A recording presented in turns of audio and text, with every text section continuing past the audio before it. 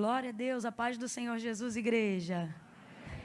Virou mania agora ajeitar o cabelo atrás da orelha, porque a gente tira a máscara, vem um tufo pra cá. Puf, puf. Aí a gente fica engraçado no vídeo, né? Tá direitinho aí? Deu certo? Valeu. Glória a Deus, é uma honra e uma alegria poder estar aqui nessa noite. É sempre um privilégio muito grande poder ministrar em casa. Quero louvar a Deus pela vida do meu pastor Silas Malafaia.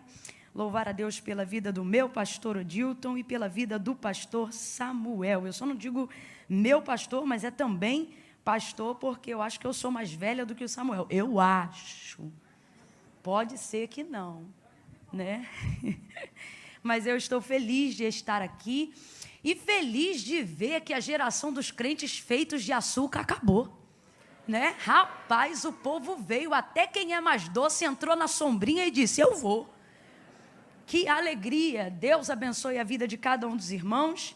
Eu quero também louvar a Deus, porque poder dividir a tribuna hoje com a Cleidiane foi e está sendo uma honra muito grande, porque a gente percebe a sua pureza, a sua entrega, a sua renúncia, e é isso que o povo de Deus quer ver e quer corroborar, né? A gente quer estar perto de quem adora. Então, Cleidiane, muito obrigado pela sua vida e pela forma como você derramou. Permitindo o Senhor, eu creio, viu? Porque hoje eu estou muito obediente, eu estou sentindo que eu vim para obedecer. E aí eu vou poder até usar um pouco do meu tempo para a gente fechar junto de novo. Eu quero muito lhe ouvir mais uma vez. Aleluia. Abra comigo a sua Bíblia no Evangelho de Jesus, segundo escreveu João. Glória a Deus. Oh, aleluia.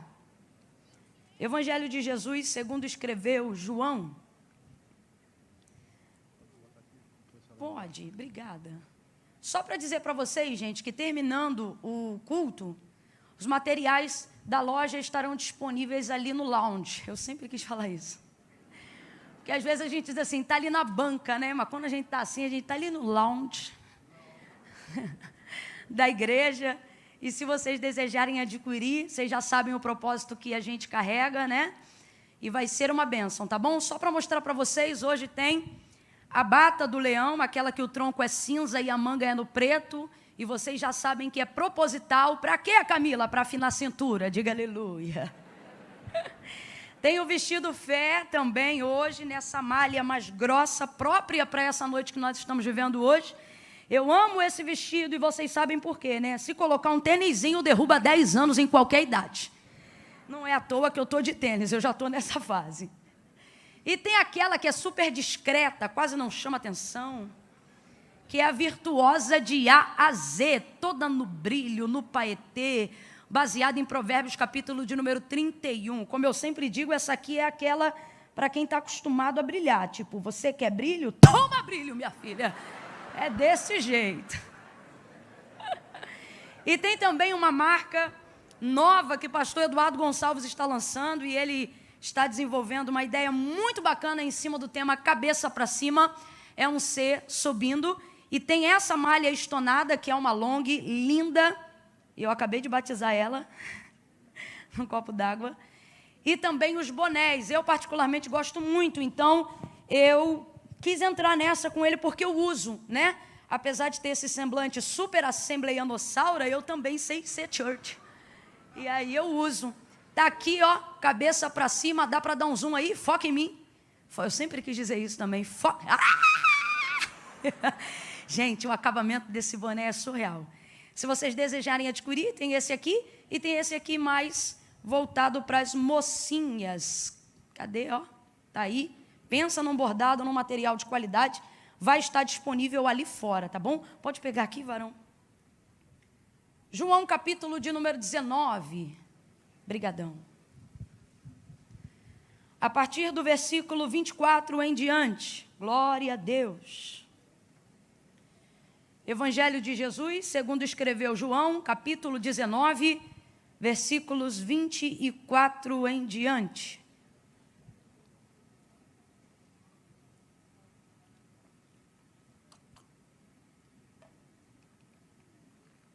Quem achou pode dar um amém? Amém. Diz assim o texto. Disseram uns aos outros: não a rasguemos, mas lancemos sortes sobre ela, para ver de quem será. Isto aconteceu para que se cumprisse a Escritura. E isto aconteceu para que se cumprisse a Escritura, que dizia: dividiram entre si as minhas vestes e sobre a minha túnica lançaram sortes. E foi o que fizeram os soldados. Junto à cruz de Jesus estava a sua mãe, a irmã dela, e Maria, mulher de Clopas, e Maria Madalena. Vendo Jesus ali a sua mãe, e que o discípulo a quem ele amava estava presente, disse à sua mãe: mulher, eis aí o teu filho.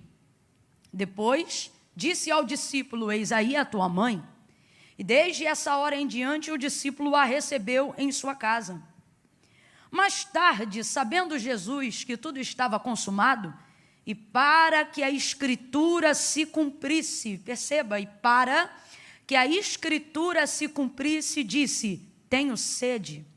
E estava ali um vaso cheio de vinagre, e embeberam de vinagre uma esponja, colocaram-na numa vara de ísopo, e chegaram-na à sua boca. Quando Jesus recebeu o vinagre, disse: está consumado.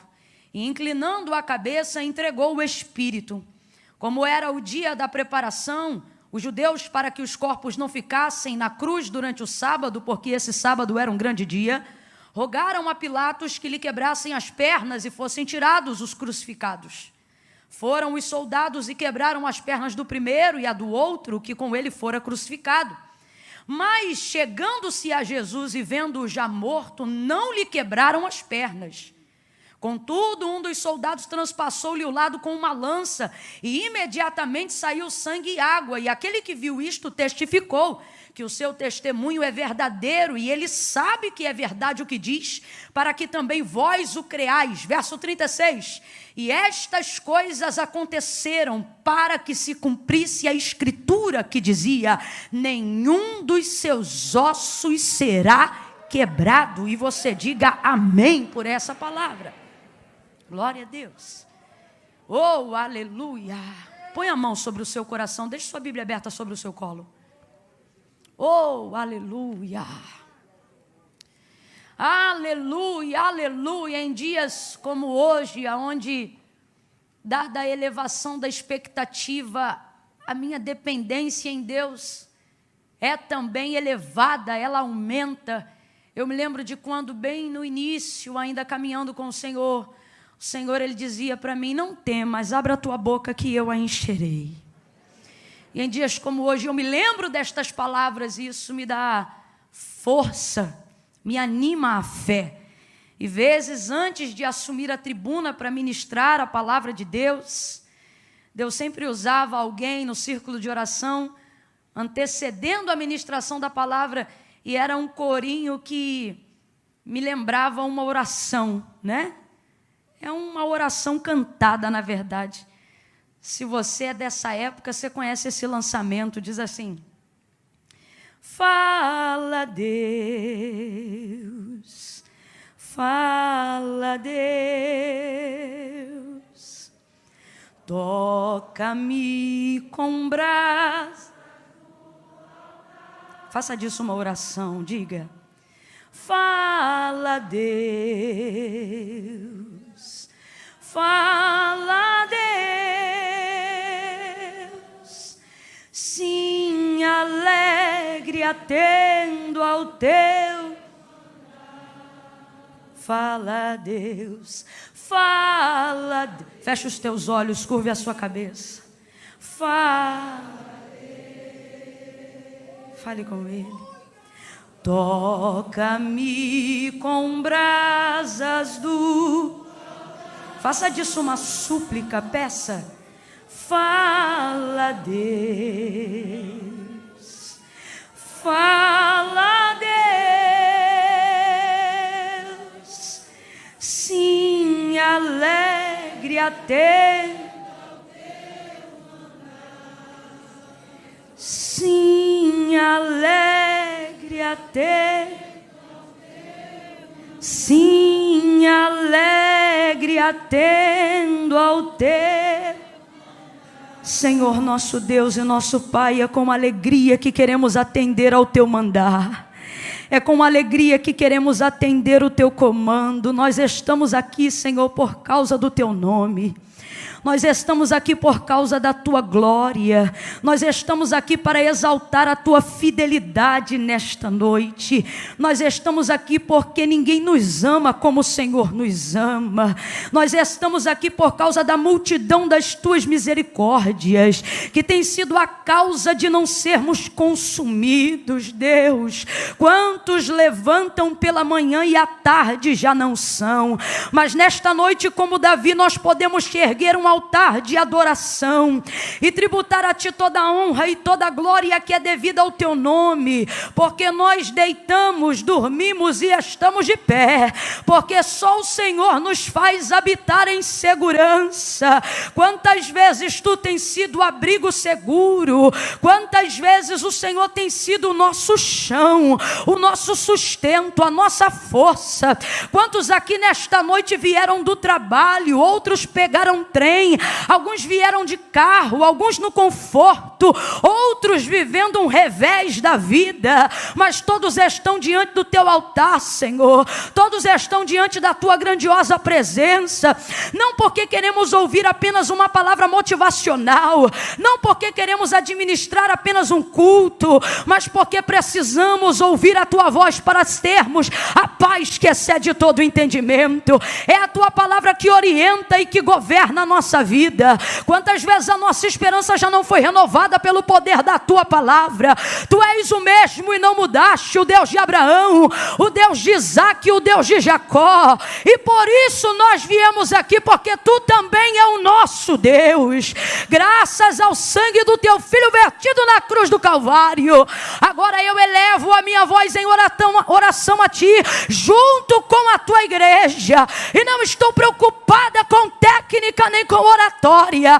Eu estou preocupada em que o Senhor manifeste a tua vontade de acordo com o teu querer. Trabalha nos nossos corações, continua falando conosco. Levanta aquele que entrou hoje aqui perturbado, caído. Liberta aquele que está sentindo-se oprimido. Aonde houver uma dor agora no organismo e no corpo, alojada, querendo desvirtuar a atenção desta pessoa para ouvir a tua palavra, neutraliza, cancela toda a obra do mal nas regiões celestiais, ou que seja no corpo físico, espírito, alma e corpo. A tricotomia de cada jovem, a tricotomia de cada criança, a tricotomia de cada ancião. Aqueles que estão acompanhando ao vivo agora pela internet, passe em revista. O Senhor conhece o nome, o endereço, cura das enfermidades da alma e do corpo. Nós repreendemos toda friga, todo cruzar de dedo, encantamento, palavra ao contrário, seja neutralizada, vencida e sem força agora, no nome de Jesus. Fala no profundo.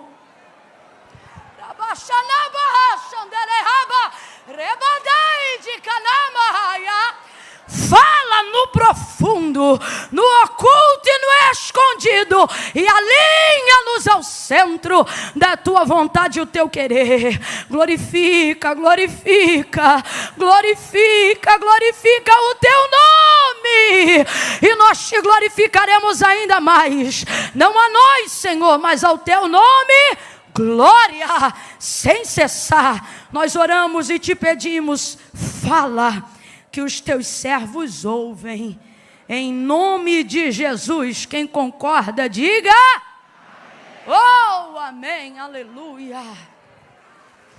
Oh, aleluia, aleluia, aleluia. Muita gente sendo curada hoje aqui, aleluia. Oh, eu acho que você não me ouviu, eu vou falar de novo. Antes desse culto acabar, você vai procurar aquela dor chata que estava te incomodando, aquela dor chata que estava roubando a sua atenção, aquela enfermidade que estava furtando a sua alegria, e você não vai achar, porque o Senhor está cancelando enfermidades no corpo, nesta noite, aleluia. Levante a sua mão e renda graças ao Senhor. Levante a sua mão e adore o amado, o desejado e a glória desta casa. Oh, aleluia, aleluia, aleluia, aleluia. Meu Deus, oh glória. Eu vou contar de 1 a 3, e quando eu disser 3, você vai liberar uma palavra que determina o rumo profético daquilo que eu acredito que o Senhor nos confiou como verdade para esta noite. Amém? No 3, você vai virar para esta pessoa e vai dizer para ela deste jeito: vai se cumprir tudo. Amém? Quando eu disser 3, você libera a palavra. Qual é a palavra que você vai liberar? É 1, é 2, é 3, vai! Agora para o outro vizinho, vai! Oh, aleluia, aleluia! Porque esta palavra é fiel e verdadeira. Porque Deus não é homem para que minta, nem filho do homem para que se arrependa. Falaria e não cumpriria? Oh, diria algo que não fosse capaz de fazer? Como cantou Maria, nós também profetizamos nesta noite, porque para Deus não há impossível em nenhuma de todas as suas promessas. Aleluia! Oh, aleluia! Aleluia! Aleluia! Deus tem me ensinado que a fé não foi feita para sentir, foi feita para saber. E falando isso, eu já quero liberar uma palavra aqui sobre a sua vida, pelo menos a priori, a princípio, no início da disciplina da fé, porque toda virtude que nós temos precisa ser disciplinada. Toda virtude que nós temos precisa ser doutrinada, porque o corpo, na sua carne, para Deus, voluntariamente não opera nada. A carne é egoísta. Ela só milita em prol dela mesma. Então, quando ao despertar de um dom, ou a manifestação de alguma virtude, seja ela a humildade ou alguma outra coisa, isso precisa ser disciplinado. Então, estou falando sobre o início da disciplina da fé. E pelo menos a princípio falando, eu gostaria que você gravasse isso na sua mente. A fé não sente, a fé sabe. E é muito importante que você tenha isso em mente. Uma fé que está acima de uma esfera sensorial. Porque uma fé sensorial, ela pode ser até interessante enquanto o culto está rolando, mas ela não tem eficácia o suficiente para a vida. Por quê? Porque aonde é que fica essa fé depois que o culto acaba? Eu vou falar bem rasgado, todo mundo vai entender. Eu não duvido.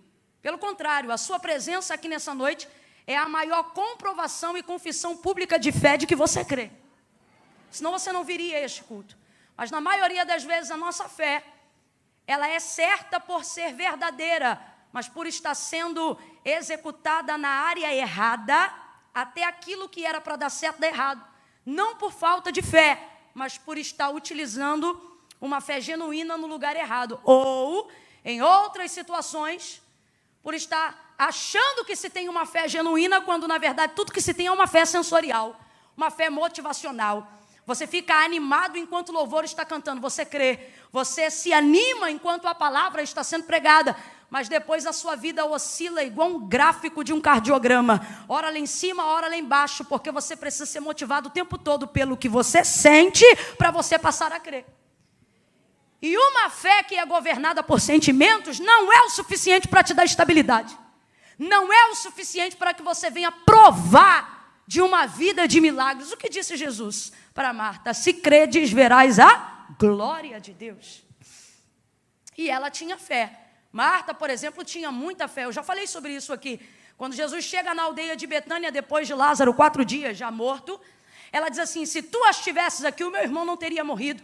Ela tem uma fé verdadeira, mas conjuga no passado. Ou seja, eu creio tanto que a vida de Lázaro estava na tua mão, que se o Senhor estivesse, olha isso, conjugação do passado, está dizendo, se o Senhor estivesse aqui antes, ou seja, eu tinha fé para antes, meu irmão não teria morrido. A fé dela em Jesus é verdadeira, mas ela aplica conjugando no passado. E fé no passado não resolve Nada. Fé no passado não resolve nada. Aí Jesus libera uma palavra que traz ela para cá. E diz assim para ela: Marta, teu irmão vai ressuscitar. Só que ela pega a fé, tira do passado e joga direto para o futuro. Ela diz: eu sei, naquele grande dia, foi longe demais. Ou seja, a fé é verdadeira. Eu sei, na conjugação do grego em João 11, significa eu creio. Ou seja, a fé ela tem, mas está conjugando no tempo errado. Ou ela tem fé no passado, ou ela tem fé no futuro. Mas Jesus olha para ela e diz: Marta, se credes, verás a glória de Deus. Quando? No passado? No futuro? Aqui, hoje e agora. O que ele está fazendo? Ele está corrigindo a fé de Marta, dando a ela expectativa. Agora presta atenção. Eu vou entrar em João, mas eu preciso preparar a sua mente para o que diz a palavra do Senhor em João 19. Perceba isso.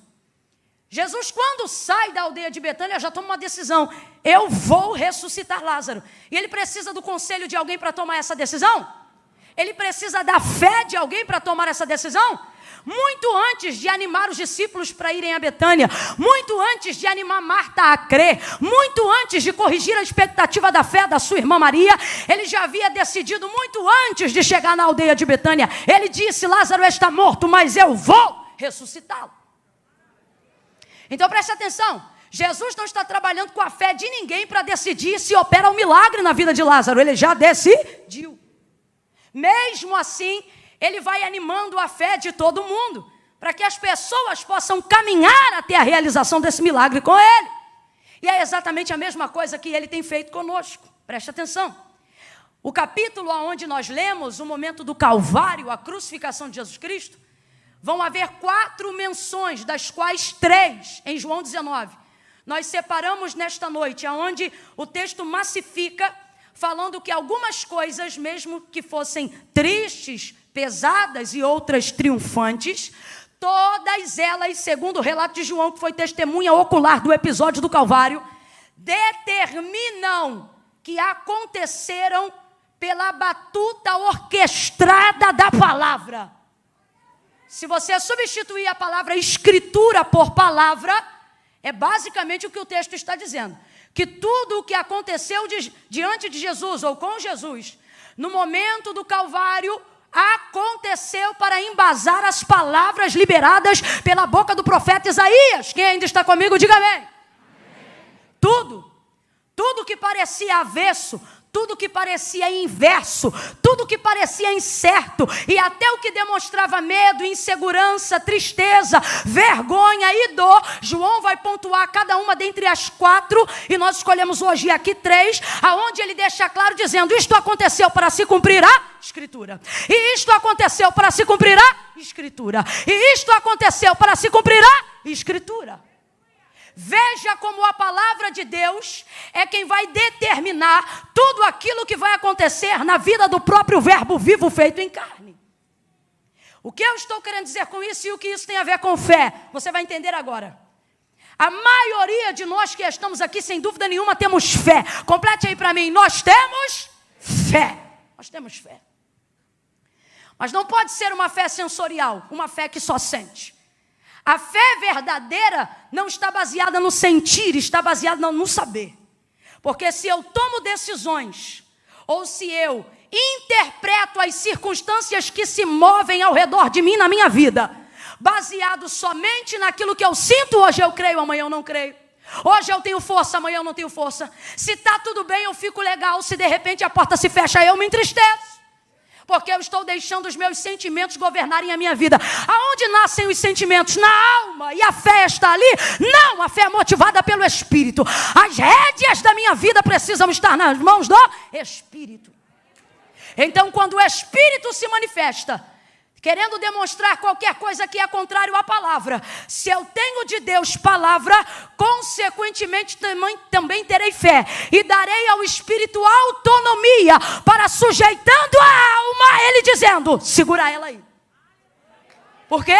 Porque não é baseado no que eu sinto, é baseado no que eu sei. Vai ouvindo aí. Então tudo que é seguro, Tudo que é estável, tudo que existe e que há, não está baseado prioritariamente na fé, está baseado prioritariamente na palavra. Camila, então o que você está dizendo, que não precisa ter fé? Não, eu só estou dizendo que uma fé que não é baseada na palavra não se sustenta. Ela só dura um culto, ela só dura um louvor, ela só dura uma oração, ela só dura uma noite, ela só dura um período de campanha. E o Senhor te chamou para viver uma vida abundante que vai te conduzir à eternidade. Então você não pode ter uma vida onde as suas decisões e o governo das suas decisões esteja na mão dos seus sentimentos. E o que é que está acontecendo hoje? A maioria das pessoas estão conduzindo a sua crença em Deus baseado naquilo que elas sentem. Por quê? Porque não tem conteúdo acerca daquilo que Deus falou sobre elas. E Camila, e daí? E daí que você vai ver em João 19 nesta noite. O tamanho da importância é uma questão de sobrevivência para aquele que diz crer em Deus. Ter consciência do que a palavra de Deus diz acerca e ao meu respeito e ao seu respeito. Deus não tem compromisso com cor. Deus não tem compromisso com cabelo. Deus não tem compromisso com conta bancária. Deus não tem compromisso com estilo, com estirpe, com shape. Deus não tem compromisso com conta corrente. Deus não tem compromisso com a não. Deus tem compromisso com a palavra. Ele corresponde à palavra. Deus não corresponde a sentimentalismo. Eu não estou dizendo que Deus não é sensível. A manifestação de Jesus Cristo na terra é a maior prova da sensibilidade de Deus para com a humanidade. Agora, o que é ser sentimentalista? É se tornar refém de um sentimento e dar para ele o governo das minhas decisões.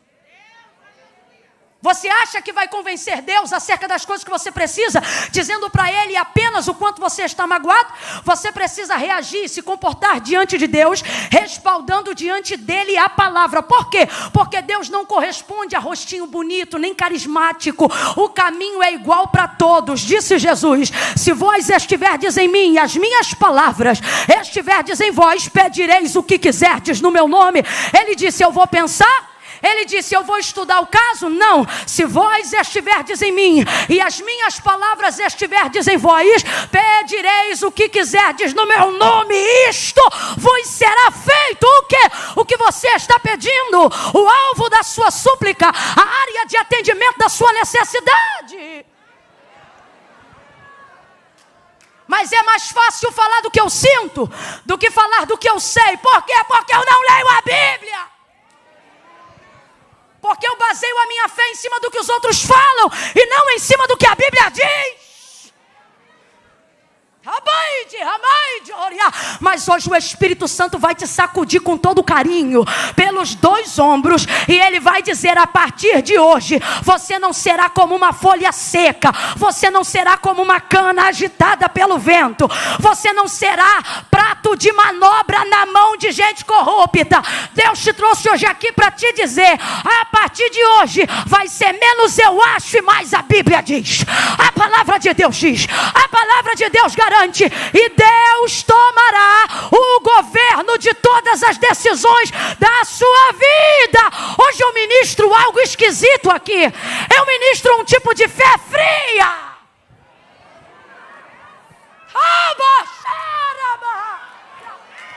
Um tipo de fé fria. A fé da sunamita, por exemplo. A fé de uma mulher que acabou de perder um filho. Único filho. Cumprimento de promessa, predito pela boca de Eliseu, morreu. O texto diz: meio-dia, menino no colo, morreu. Complete aí, por favor, 2 Reis 4, o menino morreu. Aí o que o texto diz sobre isso? Que ela pega o menino, irmão, o que é isso? Filho único. Pega o moleque, que a gente acredita já ter aí quase encabeçando 12 anos de idade, porque é o período de idade de quem já pode sair de casa para ver o que o pai está fazendo no campo, no comércio, na empresa, seja lá onde for que ele trabalhasse. Pega o menino no colo. Já é estranho uma mulher pegar um menino desse tamanho no colo. Pega o menino no colo, sobe as escadas, porque o texto diz que o quarto de Eliseu ficava no pavimento superior. Quem está conseguindo imaginar a cena? O moleque está morto. Ela viu que não tem mais vida nele. Quando não tem vida no alvo daquilo que eu quero que viva, para Deus não tem problema. Sabe por quê? Porque Ele não depende da fé que você coloca nas pessoas ou que as pessoas colocam em você. Ele só depende da fé que você decidiu colocar nele. Não, eu não sei se você entendeu. Veja, não tem mais vida no menino, mas tem vida na mãe. Ela pega o menino no colo, sobe as escadas, abre a porta do quarto do profeta, deita o menino sobre a cama do homem de Deus. O texto diz que ela fecha a porta. Parece que eu imagino a cena, ela pegando a chave e colocando no bolso. Desce ela as escadas, murcha a barriga e estufa o peito. Porque quanto mais mal alguém tiver, mais necessidade tem de mostrar que está bem. Aí ela vai descendo e diz: marido, chama o servo para mim, manda trazer a charrete e a jumenta. Ele dá ordem primeiro, parceria, e pergunta por quê depois. Aí ele diz: mas vais aonde? Ela diz: eu vou ao encontro do homem de Deus. Ela sabia que ele estava no Carmelo, aonde preservava o mesmo costume do seu mentor Elias, que orava com a cabeça entre os joelhos. Oh, quanta gente perdendo o costume dos joelhos. Deixa isso para outro dia. Aí ela pega a charrete, ela pega o moço da casa, o servo, e ela diz assim para ele: guia, anda e não para. Olha a frieza dessa mulher. Olha isso. Guia, anda e não para, senão quando eu te disser. Duas verdades. Ela não tem condições de dirigir esse carro sozinha. Então ela chama alguém para guiar, mas a direção ainda é dela. Não, olha isso. Não permita com que no momento de vulnerabilidade, porque pessoas sentimentais são assim. No momento de vulnerabilidade, vocês deixam a gente que não sabe do que está acontecendo te dizer para onde você tem que ir. É por isso que você precisa ter conhecimento do que Deus tem ao seu respeito. Por quê? Porque na hora de um momento onde você estiver desesperado, na hora de um momento em que você estiver angustiado, você saberá para onde ir, mesmo quando não puder guiar-se até lá. Ela diz para ele: guia, anda e não para. Sabe o que ele está dizendo? Quem vai dirigir é você, mas a direção é minha. Você vai para onde eu estiver dizendo para você ir. E para onde ela vai? Ela vai ao encontro de Eliseu. Porque já tem ali pelo menos 15 anos de amizade e de relacionamento, no mínimo, jogando por baixo, desde o primeiro dia que ele entrou, até agora que o menino é crescido. E como ela faz isso, irmãos? Porque ela está indo em direção ao Carmelo, onde está o profeta Eliseu. Deus falou comigo isso. Deus disse assim para mim: ela sabe quem ele é, sabe aonde ele está e sabe o que ele pode fazer. Quando você sabe quem é Deus, e agora eu estou falando para você, quando você sabe quem Deus é, sabe aonde ele está e sabe o que ele pode fazer, a charrete pode estar na mão de quem for, mas a direção é sua. Vai por ali, vem por aqui, sobe ali, desce ali. Ela chega lá. Agora responda para mim. Responda para mim com inteligência, não precisa espiritualizar, porque hoje é uma das coisas que a gente menos vai fazer aqui, porque eu quero te convencer sobre uma fé real. Uma fé real e não sensorial. Diga para mim: filho único, morto, sozinho dentro de casa. Não, eu vou fazer a pergunta ainda. Filho único, morto, sozinho dentro de casa. Pegou sozinho, trancou sozinho, chamou sozinho, está indo sozinho. Está desesperado ou não está? Estamos falando da mãe agora. Está desesperado ou não está? Está angustiado ou não está? A alma está de cabeça para baixo ou não está? A mente está fervilhando mais do que panela de pressão, sim ou não? Vamos lá, gente, é mãe, sim ou não? Sim. Qualquer mãe, na condição dela, poderia sair gritando, desesperada: ai, meu filho! Se fosse no Rio de Janeiro, ela iria para a rua e dizia: chama SAMU! Mão no cabelo. Se ela quisesse rasgar as vestes e trazer terra sobre a cabeça, nós a compreenderíamos. Ninguém criticaria ela é mãe. E perdeu o seu filho. Mas olha o que ela faz. O desespero está lá dentro. A angústia está lá dentro. O medo está lá dentro. O temor está lá dentro. O receio está lá dentro. mas ela coloca tudo na mão do Espírito e diz: segura a alma que eu vou atrás do profeta. Só para você entender. Ela não faz escândalo, ela não arma barraco gospel. Ela chega para o profeta e diz: vive a tua alma, que eu não vou te deixar, enquanto você não sair daqui comigo. Para quê? Para resolver esse problema. Ela faz o profeta ir lá, e é a primeira vez em toda a carreira de Eliseu que ele não sabe o que fazer. A primeira vez. Porque aqui é amizade, não é Deus mandando. Aqui é Deus dando a Eliseu noção de responsabilidade de quem criou uma aliança. Porque a sunamita veio para humanizar Eliseu. Mas escute aí, ele vai para a casa dela, chega lá, anda de um lado para o outro. Parece que Deus dá uma direção para ele, deita em cima do menino enquanto o corpo ainda está quente. Você vê, o corpo do morto está quente, mas ela está fria. Por quê? Porque se ela sabe quem ele é, sabe aonde ele está e sabe o que ele pode fazer, ela não permite nenhuma sensação, nenhum sentimento, nenhuma atitude fora do controle e do plano daquilo que ainda pode ser feito, destruir aquilo que ela acredita que ainda pode acontecer. Então responda para mim, essa mulher tem fé ou não tem? Tem fé ou não tem? Mas não está pulando, não está dando glória a Deus, não está rodando, não está falando em língua, mas tem fé ou não tem? E a Bíblia diz que essa é a vitória que vence o mundo, a nossa fé. Ela tem fé em quê? No conhecimento da construção do relacionamento que ela desenvolveu com Eliseu durante todos esses anos. Ela não sabe apenas o que ele é capaz de fazer, ela sabe quem ele é. Porque no dia que ela construiu um quarto junto ao muro da casa, o que ela disse ao marido? Marido, vamos construir um quarto junto ao muro da nossa casa, porque eu tenho visto que este homem que sempre passa por nós é um santo homem de Deus. Ela sabia quem ele era e sabia o que ele podia fazer. Ela manteve o controle, não baseado no que ela sentia, ela manteve o controle baseado no que ela... Abre a boca, baseado no que ela sabia. É esse tipo de fé que o autor da carta aos Hebreus fala. É a fé de alguém que não está tão preocupado em transparecer fé aos outros, mas está extremamente comprometido em mostrar para Deus que sabe no que ela acredita, no que ele acredita, no que sua vida deseja, aonde estão as suas expectativas. E Camila, por que hoje em dia já não está acontecendo mais assim com tanta frequência? Será que está faltando fé? Não. O que está faltando é expectativa na palavra para que haja realidade de fé.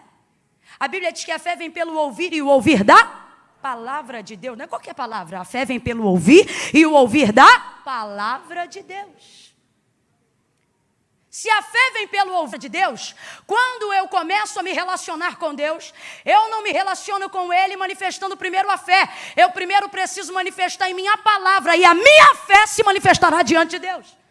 Camila, eu não entendi. Vai entender que eu vou falar rasgado. Na ordem e na escala de prioridades de quem se relaciona com Deus, você coloca a fé no primeiro lugar e deveria colocar a palavra. Porque não tem como manter a fé na primazia se primeiro você não tiver a palavra. Vou falar mais rasgado e quem tem 12 anos vai entender também. As pessoas dizem assim: tal coisa não aconteceu, ou aquilo não aconteceu, porque fulano não teve fé para Deus fazer. Fé para Deus fazer. Eu já ouvi isso muitas vezes. É quase um jargão popular de quem fala crentez. Fé para Deus fazer. Deus não precisa de fé para fazer nada. Ouça isso com muita atenção. Camila, Deus não precisa da minha fé para fazer nada, não precisa. Sua fé não dá para Deus poder de fazer nada. Se você crê, Deus pode. Se você não crê, Deus continua podendo. Deus não depende da sua fé para manifestar o poder que Ele já tem. E isto está provado na palavra, não estou inventando. Antes de querer me chamar de herege, ouça o que a Bíblia diz: e anátema seja tu, ao invés de mim. Gênesis capítulo de número 1. No princípio, a terra era sem forma e vazia. Complete por favor aí, eu vou dizer, olha, não havia nada. Complete aí, não havia? Não havia? No princípio a terra era sem forma e vazia. Isso significa que não havia? E o Espírito de Deus, não é de Satanás não, é o Espírito de Deus, não é das trevas não. E o Espírito de Deus se movia sobre a face das águas. E o Espírito de Deus, então vamos lá, quem se movia sobre a face das águas que estavam no abismo, era o Espírito de... Mesmo assim, Deus estava no princípio, e o Espírito dele já se movia no princípio, mas não manifestava nada, não criava, não movia nada. Deus estava lá no princípio. O Espírito se move, mas não realiza nada, não cria nada, não produz nada, não projeta nada, não nasce nada. Só tem Deus lá, mas mesmo assim não acontece. Aí você conhece a história bem de Gênesis 1. E disse Deus. É a primeira manifestação de verbo. É a primeira manifestação de palavra. E João diz que Jesus já estava lá desde este dia. Porque diferente dos outros evangelistas, ele já coloca no cabeçalho da biografia não o nome de José, nem o nome de Maria. Porque João não predata a manifestação de Cristo na conceição de Maria. Ele predata a biografia de Cristo lá no princípio. Quando ele diz, no princípio era o verbo estava com Deus.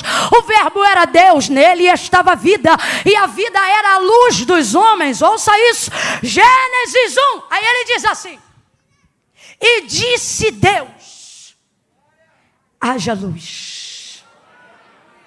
Eita gente, e o que aconteceu? E houve luz. E disse Deus, haja luz, e houve luz.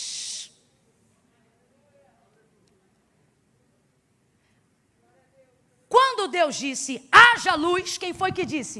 Amém. Tá ligado? Quando Deus disse, haja luz, qual anjo gritou? Eu creio. Preste atenção, tentando resumir para você entender. Não há manifestação de realidade de fé em Gênesis 1. O que há é manifestação de palavra. Ninguém disse eu creio, não há manifestação de fé em Gênesis 1. O que há é manifestação de palavra. Camila, o que você está dizendo? Que eu não preciso ter fé? Não. Estou dizendo que é necessário que todo aquele que se aproxima de Deus creia que Ele exista e que Ele é galardoador daqueles que o buscam. Mas quando isto vai se tornar uma realidade? Quando ao invés de colocar a fé no pináculo, eu colocar a palavra. Então preste atenção. Deus não depende da minha fé para fazer, porque o autor da carta aos Hebreus legitima a seguinte verdade: porque céus e terra, tudo o que existe e tudo o que há, não foi feito por prova aparente do que se vê, mas foram criados pelo poder da fé, foram criados pelo poder da sua palavra. Então não há em Deus moção de fé para que Ele tenha poder para fazer o que quer fazer. Se você crê, Deus faz. Se você não crê, Deus continua fazendo. Só que só recebe a vida de quem crê. Porque Deus não precisa de fé para fazer. E por que ainda assim eu creio, Camila? Porque Deus não precisa de fé para fazer. Eu preciso de fé para receber aquilo que Deus já fez. Então eu creio. E no que eu creio, Camila? Eu preciso crer no que a Bíblia diz sobre mim. Eu preciso crer no que a palavra de Deus diz sobre mim. E quando isto acontecer, quando isto acontecer, o que? Eu tiver consciência do que a palavra de Deus garante ao meu respeito, a minha fé será atestada, será segura, será poderosa, porque ela não andará mais de acordo com o que ela sente. Por ter palavra, ela andará de acordo com o que ela sabe. Mesmo quando eu não estiver sentindo nada, eu venho para o culto. E mesmo quando eu estiver na TPM, eu digo, fiel é Deus que está no céu. E mesmo quando a enfermidade bater a porta da minha casa, ainda num leito eu direi, Ele cura, Ele salva. Por quê? Porque não é uma fé que está baseada naquilo que eu sinto, é uma fé que está baseada naquilo que eu... E ela é poderosa para durar, mesmo depois que o culto acaba. Ela é poderosa para me sustentar ao longo da minha vida. Por quê? Porque a primazia dela não está baseada no que eu sinto, mas está baseada no que a palavra de Deus diz a meu respeito. Por que Deus respondia tão rapidamente a Abraão? Por que Deus respondia tão rapidamente a Moisés? Por que Deus respondia tão rapidamente a homens que Ele usa como príncipes de fé e de obediência? Porque eles não oravam o que sentia. Olha o que eles oravam. Quando eles entravam em juízo para pedir algo para Deus, eles oravam e diziam assim: porque tu disseste. Quando Deus decidiu que ia acabar e exterminar com o povo no deserto, Moisés não disse: Deus, por favor, não. Deus, por favor, eu amo o povo. Não. Moisés colocou diante de Deus sua própria palavra. E Deus sabia que ele faria isso.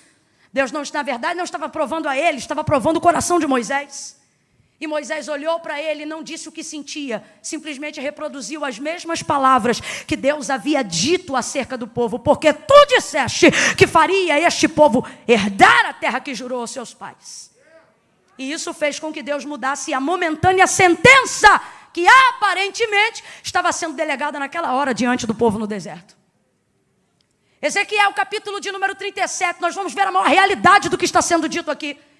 Em visão, o Senhor conduz Ezequiel a um vale que estava cheio de ossos sequíssimos. A mão do Senhor o leva ali. Então lhe é perguntado: filho do homem, poderão viver estes ossos? Senhor Deus Jeová, vou traduzir. Sabe o que Ezequiel está dizendo? Sobre o vale eu não sei, mas sobre o Senhor. Sabe o que ele está dizendo? Não vou falar o que eu não sei. Esse vale não sei. Esses ossos não conheço. É basicamente isso. Agora, o Senhor eu conheço. Quando ele diz tu sabes, ele está dizendo: a minha fé não está no vale, a minha fé está no Senhor. Aí ele disse assim: então, filho do homem, profetiza. E Ezequiel profetiza o quê? Nada. Ele fica caladinho, esperando Deus dizer qual é a palavra. Porque profeta de verdade não inventa palavra. Ele só procura ser fiel àquilo que Deus já disse. Porque a palavra de Deus é o bastante. Aí ele diz: diga-lhe assim. E tem 2 pontos no texto. Diga-lhe assim: vento dos 4 cantos. E aí ele começa a repetir todas as palavras que Deus, o Senhor, estava falando com ele dentro daquela visão. E aí, enquanto a palavra era reproduzida, houve um barulho e um reboliço muito grande naquele vale. Ossos foram se juntando aos seus ossos. Se Ezequiel chegasse ali e por conta própria, na visão, ele dissesse: ossos se colhem, juntas se liguem, se movam, exército se levante. Se Deus não tivesse falado, não iria acontecer nada. Mas porque ele está reproduzindo uma palavra que já foi dita. Para de querer inovar. Para de se tornar dependente de uma nova revelação. O manto do remanto, do profundo, do escondido, do prado cheio. Se preocupe em absorver aquilo que Deus já disse. E Deus está me mandando dizer agora o que foi. Quais são as palavras que Ele já liberou a seu respeito. Mais fé não é quem diz eu creio. Mais fé tem quem crendo obedece. Pare de espiritualizar as coisas que Deus já mandou você executar. Quantos milagres estão estacionados? Porque ao invés de confessar uma incredulidade verdadeira, preferimos manifestar uma falsa fé.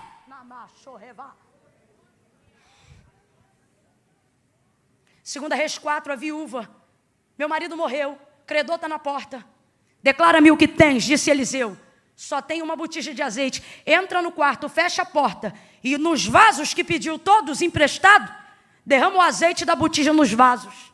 Ele disse derrama, palavra de ordem, verbo imperativo. Ele disse vai e derrama. Sabe o que ele está dizendo? Ele está dizendo vai e faz.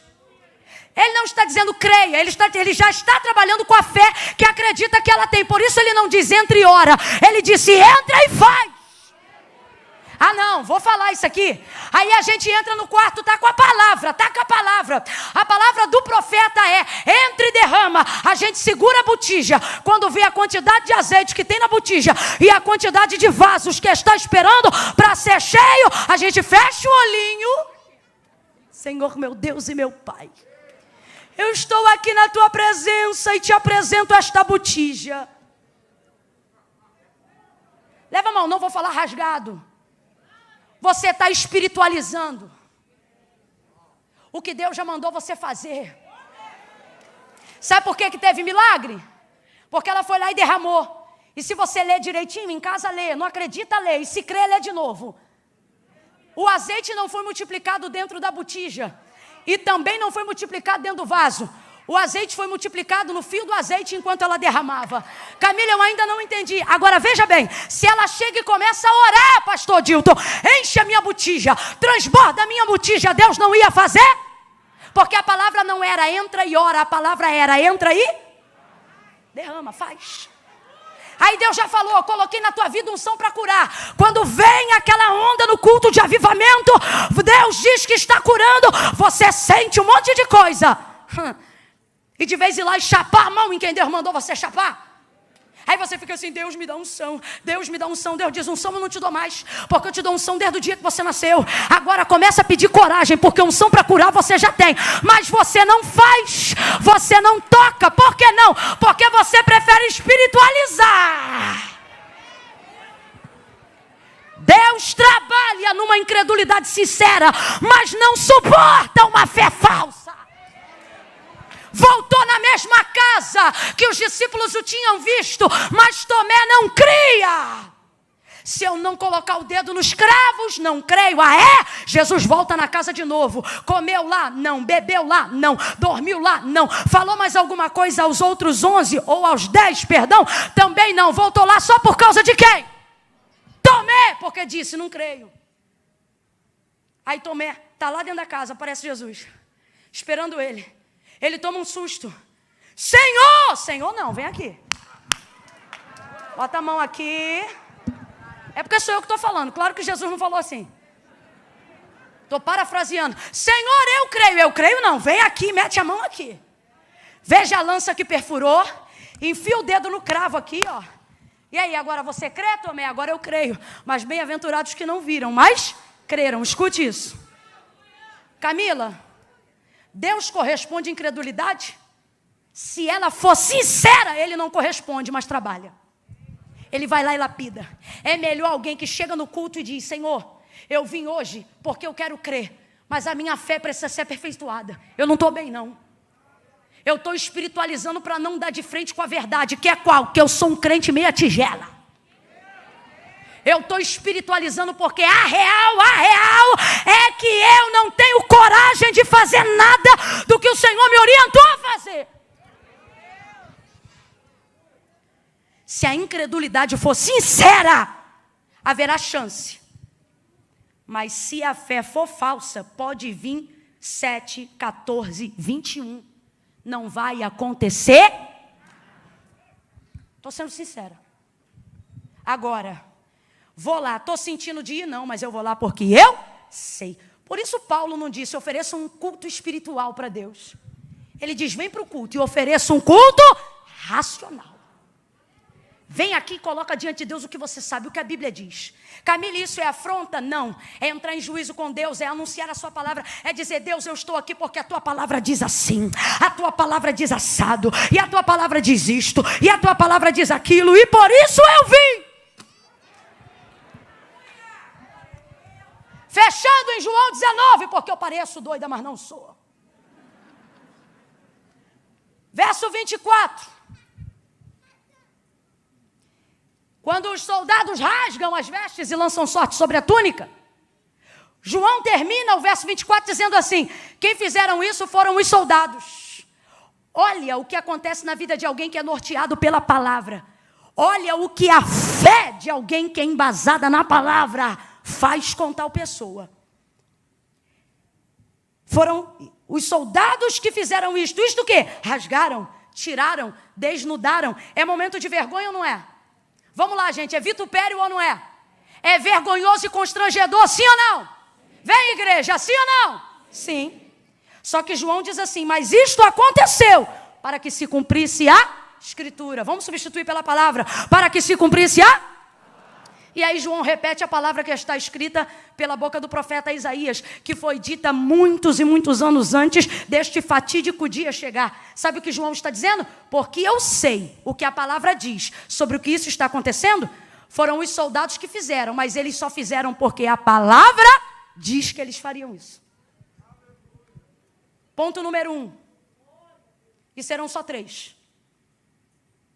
Quando eu tenho em Deus a palavra, eu não transfiro para ninguém aquilo que eu sei que só está acontecendo porque a palavra de Deus se mantém no governo. O que está acontecendo aqui é bom? Não. O que está acontecendo aqui é legal? Não. O que está acontecendo aqui é confortável? Não. O santo, o cordeiro imaculado, inocente, está sendo vituperado, tendo vestes rasgadas e achacotado diante de uma multidão. Mas o texto diz, os soldados fizeram, mas só fizeram porque a palavra disse. O que é isso? Governo máximo. É acreditar que até quem se põe diante de mim como adversário... A banda da Cleide Jane sobe aqui rapidão pra gente já ir terminando. Cadê? Tua banda tá aí? É acreditar que se eu estou debaixo de uma palavra, até os adversários e circunstâncias adversas e pessoas que se colocam como inimigos estão trabalhando igual ponteiro do relógio. Elas estão trabalhando para fazer cumprir aquilo que Deus liberou sobre a minha vida. Levante a sua mão. Eu estou declarando esta palavra sobre a própria palavra de Deus. Estenda ela bem alto. Agora traga ela sobre sua própria cabeça. Quando você tem a palavra, eu não preciso dizer diretamente sobre você. Você tem o mesmo poder delegado que está sobre mim. Traga a sua mão sobre a sua cabeça. Se tu tens fé para isso, vem. Se não tens, vem na minha fé que eu vim crente. Pegue essa mão, faz assim agora. Atmosfera circular, governo e totalidade. Diga comigo, diga eu estou debaixo de uma palavra. Faz isso sem encostar no teu irmão e diga, você está debaixo de uma palavra.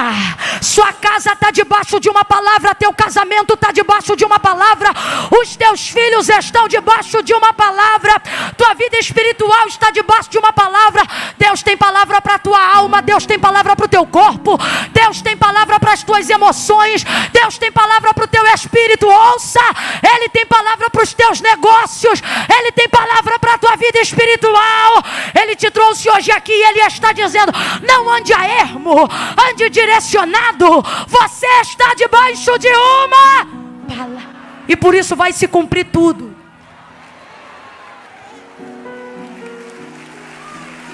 Oh! Grita aí de novo com alguém e diga, vai se cumprir tudo. Não, você não gritou, você falou, Camila, eu não gosto de gritar, então da próxima vez venha num culto que a pregadora for mesmo pentecostal, porque hoje aqui a gente é até o tutano. Olhe para quem está ao seu lado. Se até Deus bradou no coração de Samuel, que problema tem eu elevar a voz? Olhe para quem está ao seu lado e diga, vai se cumprir tudo que a Bíblia diz ao seu respeito já está sobre você. E Deus não precisa da sua fé para fazer. É você que precisa da sua fé para receber o que já está pronto, o que já está feito, o que Ele já disse.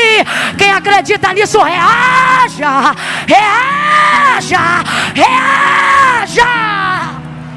Eu tenho uma palavra, eu tenho uma palavra. Camila, mas a macumbeira botou meu nome 7 palmos embaixo da terra. Coitado do sapo que morreu. Fala pra ela que eu estou debaixo de uma palavra. O dono do tráfico já falou que teu filho é aviãozinho. Já disse que ele vai dar 20 tiros na cara dele.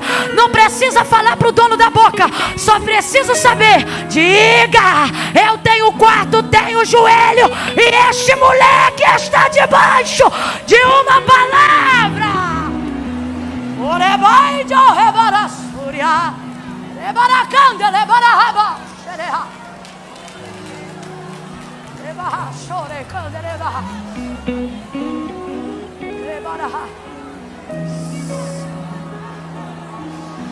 Para de andar como se fosse qualquer um.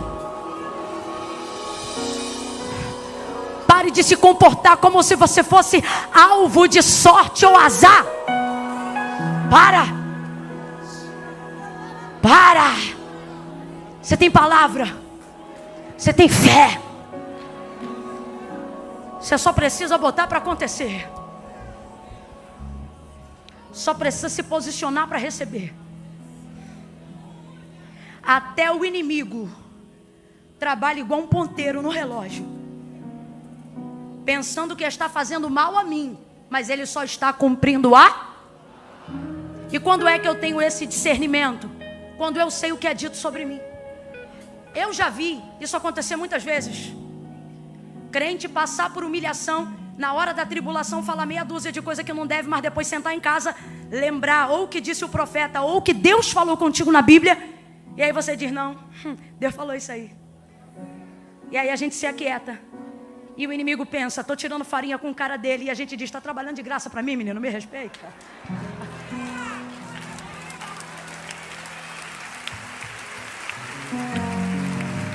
Segunda vez.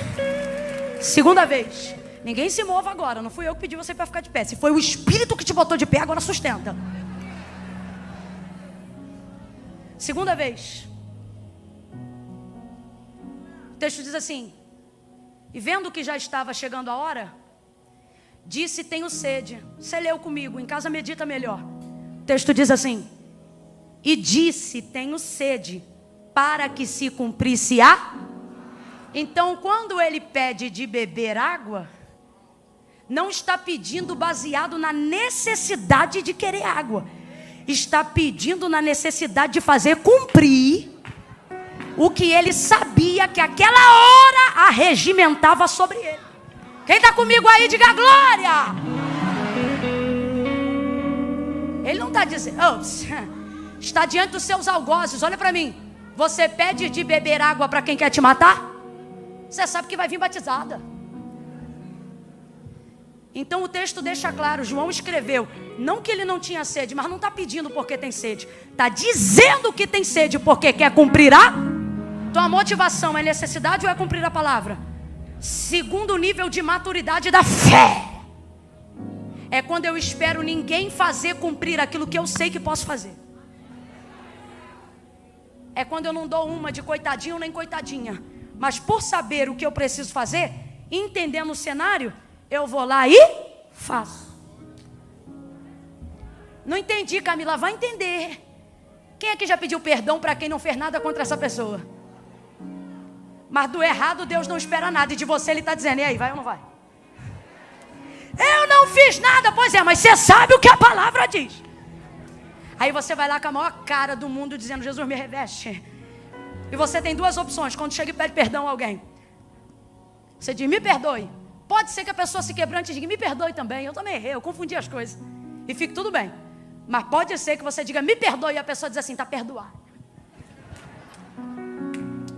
Só que se você sabe qual é a palavra que está sobre você, injuriado ou não, motivado ou não, você vai lá e vai fazer porque você sente. É porque você sente. Fica esperando sentir de perdoar o ofensor, para você ver quando é que você vai sentir de perdoar o ofensor. Nunca. Mas a fé não está baseada no que eu sinto, está baseada no que eu vou lá e faço o que tem que ser feito. Terceiro e último. E aí agora você muda esse fundo, traz um blue, um jazz, um negócio pesado, deixa eu ouvir o som do baixo. Vai, meu filho, eu tenho cara de brava, mas sou de boa.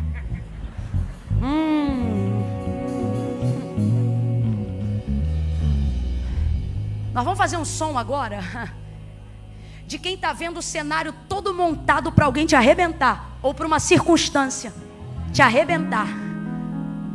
E parece que você ouve o eco do diabo no inferno dizendo, eu vou te arrebentar todinha. Eu vou arrebentar com a tua casa, eu vou arrebentar com a tua família. E aí ele vai ameaçando, porque você vê o da direita caindo, o da esquerda caindo também. E tá todo mundo no mesmo lugar no Gólgota. Tá todo mundo pendurados sobre o mesmo tipo de madeira. E aí você fica se perguntando: o que tem de diferente de mim para ter arrebentado ele e não me arrebentar? Eu não quero comparações. O Espírito de Deus está dizendo aqui para alguém: eu não quero você comparando sua vida. A comparação mina a fé. Não foque em como o outro foi quebrado. Foque que você está debaixo de uma palavra. Chegando-se porém a Jesus, cada um com um pedaço de madeira na mão.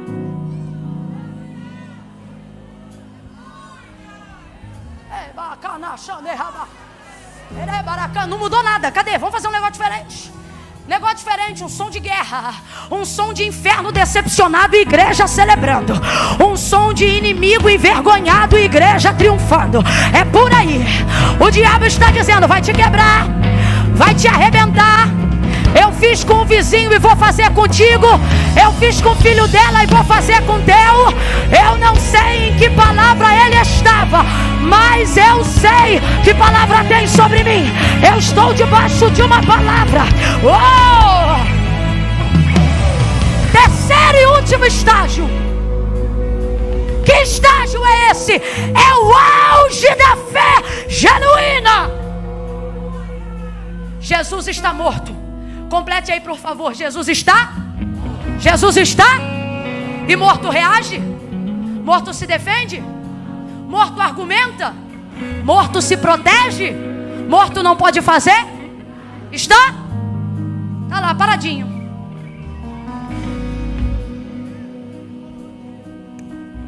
Aí você diz: Camila, o que eu tenho a ver com isso? Camila, o que eu tenho a ver com isso? Você diz assim: vivo eu estou, porque eu estou respirando. Mas às vezes está num ambiente de trabalho onde você não pode se defender. Você diz: viva eu estou, porque eu estou respirando.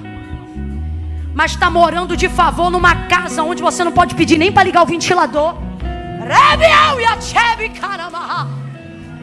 Vivo tá, mas tem que estudar numa faculdade que, se você levantar um argumento contrário, recebe 1000 pedradas.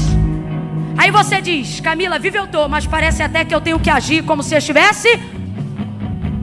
E aí essa hora, Camila, o que vai acontecer? Ora, se na primeira vez cumpriu-se a palavra, se na segunda vez tu cumpriste a palavra, esse é o maior auge.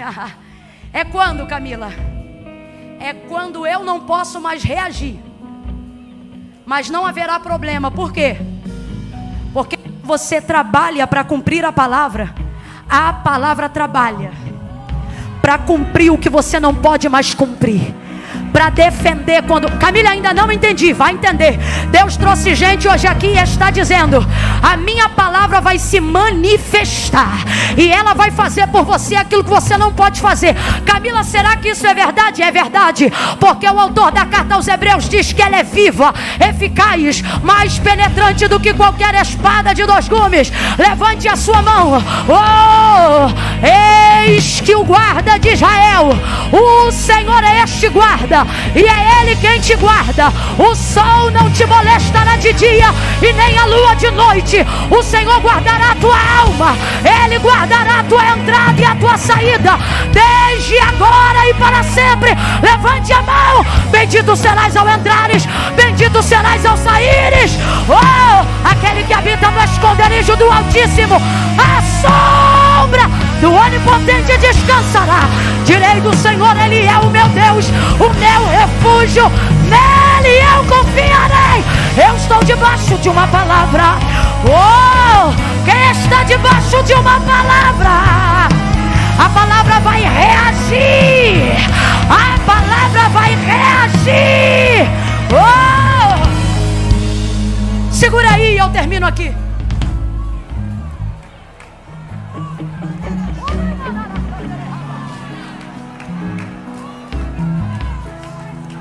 A palavra reage.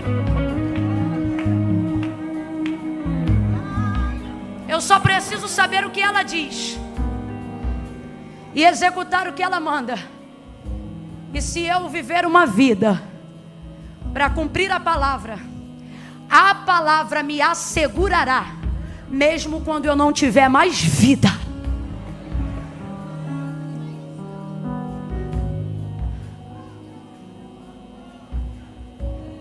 Diga comigo, a fé não sente. Diga, a fé sabe. Depois você pode até sentir, mas primeiro você precisa. Camila, eu quero voltar para Jesus hoje, mas eu sinto que eu não estou pronto. A fé não sente. A fé... Camila, eu preciso fazer uma aliança com Deus hoje, mas eu sinto que eu não consigo me perdoar.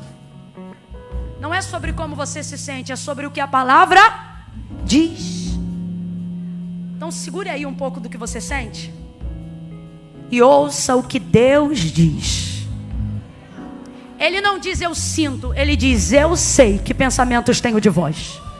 Pensamentos de paz e não de mal, para te dar o fim que você deseja. Quem ainda me ouve, diga amém. Jó só sentia dor, úlceras que perfuravam a carne e pegavam até os ossos. Ele não gastou nem um minuto quando invocou Deus para falar do que sentia. Se não me engano, no capítulo 28, ele escreve e ele diz: eu sei. Está arrebentado, pastor Gesiel. Está na lona. Filho morreu, casa quebrou, não tem camelo, está sem ouro, está sem prata, sem status, sem amigos, sem nada. Já o que você está sentindo? Depressão. Já o que você está sentindo? Complexo de inferioridade. Já o que você está sentindo? Dor. Já o que você está sentindo? Estou sentindo a dor das úlceras, do mal que está em mim. E aí, Jó, vai falar do que você sente? Não, porque se eu falar do que eu sinto, eu mesmo cavo a cova, eu mesmo me enterro. E aí, Jó, vai fazer o quê? Vou falar do que eu me lembro. Eu sei que o meu Redentor vive, e por fim ele se levantará sobre a terra. Olha para mim, igreja. Chega dessa balela, só fazer o que sente. Aí não sente de orar, não ora. Depois a vida declina, não sabe por quê. É porque você está querendo espiritualizar o que Deus só mandou você fazer. Vou contar de 1 a 3. Camila, e aí vai fazer apelo? Não, apelo eu estou fazendo a 1h06. Vou fazer convite. Camila, mas eu só vou ir na frente se eu sentir um arrepio. Quer sentir arrepio? Tira a roupa no frio. Aqui agora é decisão. É decisão. Camila, seguinte, deixa eu só resolver minha vida essa semana. Na próxima campanha eu vou entregar minha vida para Jesus. Não vai. E não é porque você não quer, é porque foi o próprio Jesus que disse: sem mim nada podeis fazer. Não, mas é que tem essa situação aqui que é tico-tico no fubá. Vem você, o tico-tico e o fubá.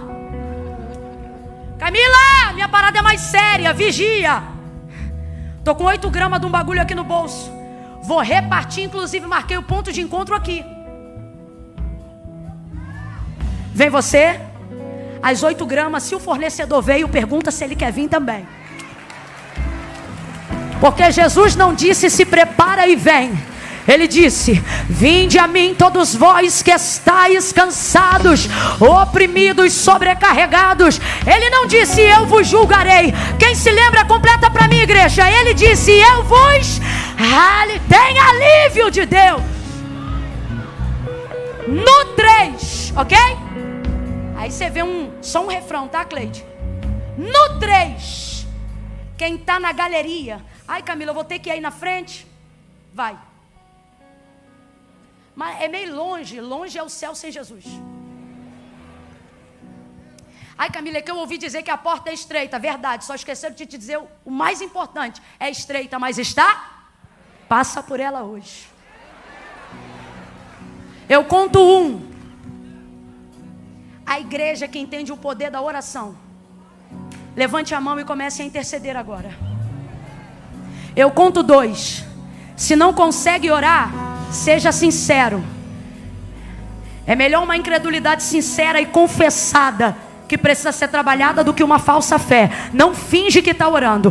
2,5. Quando as pessoas começarem a sair do lugar, porque eu sei que elas estão aqui, aleluia, você não vai aplaudir ninguém, você vai orar mais intensamente. 2h45. Camila, sou eu. Estou afastado, estou distante. Saí do centro da vontade de Deus. Camila, eu sou de uma igreja aqui perto. Posso ir aí na frente receber oração? Não vem que eu não estou te chamando. Eu quero aqui agora. Só quem sabe que está afastado, que precisa fazer uma aliança com Deus hoje. 2h45. Parou de orar por quê, igreja? 2h50. Levante a mão, vai orando. O Senhor está quebrando cadeias. Camila, sou eu, é você? 3. Tira o pé do chão agora e vem para Cristo. Senhor, nosso Deus e nosso Pai, em nome de Jesus, em nome de Jesus, eu levanto a minha voz agora e oro com a sua santa igreja. Nós abençoamos a vida de cada um desses irmãos, dessas irmãs, dessas pessoas que estão diante do teu altar. Nós entendemos a vinda delas ao teu altar, dada a especificidade do convite, a confissão pública de fé. Tu disseste: aquele que me confessar diante dos homens, eu também o confessarei diante do meu Pai que está no céu. Eles não se envergonham, mas confessam. Por isso, Senhor, dá a eles a alegria de terem os seus nomes inscritos no livro da vida, como ministros de uma nova aliança e sacerdotes de uma nova geração. Cumpre o que tu disseste que faria, quando tu disseste: tudo que dois de vós ligardes na terra será ligado no céu. Deus, as pessoas que pela internet agora também te confessam e retornam: Senhor, nós ligamos o perdão dos seus pecados, a sua libertação, e ministramos sobre cada um deles a alegria. Alegria, alegria, alegria, alegria, alegria, alegria, alegria, alegria, alegria. A alegria do Espírito Santo e a alegria da salvação que só há em Cristo Jesus. Em nome de Jesus, nós te glorificamos. Nós te glorificamos, porque nessa noite salvação e glória chegaram a esta casa. Em nome de Jesus, quem concorda, diga. Presta atenção só um minutinho. Eu vou deixar você celebrar com as suas palmas, mas todos vocês que estão aqui na frente, a gente quer ajudar vocês. Nome, telefone, para ajudar você. E a gente quer te dar um presente do nosso pastor para incentivar essa fé que é real. Só precisa andar no caminho certo.